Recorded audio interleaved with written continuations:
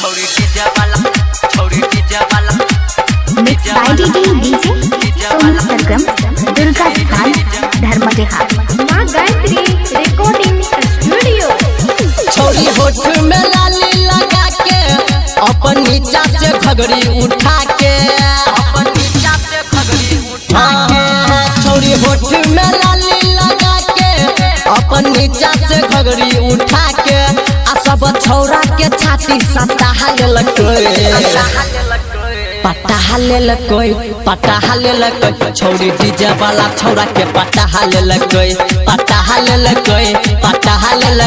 छोड़ी डीजे वाला छौरा के पटाहा ले DJ Sonu Sargam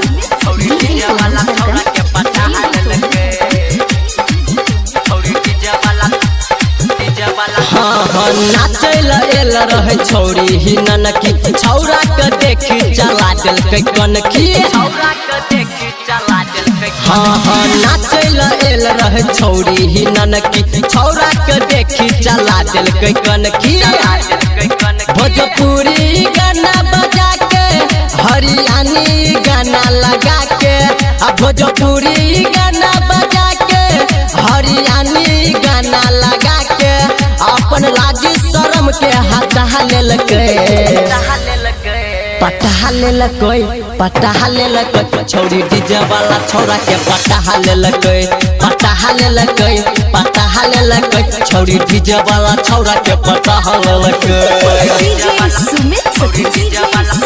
mix by DJ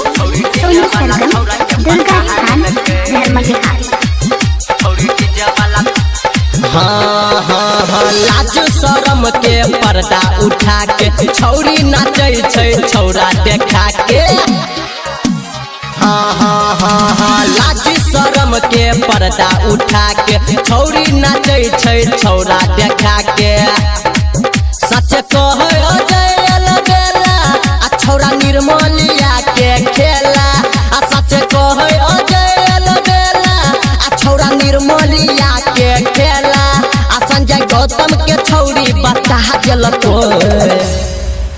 पटाहा ले छौरी डीजे वाला छौरा के पटाहा ले छौरी डीजे वाला छौरा के पटाहा ले हो भैया। दुर्गा स्थान धर्मविहार।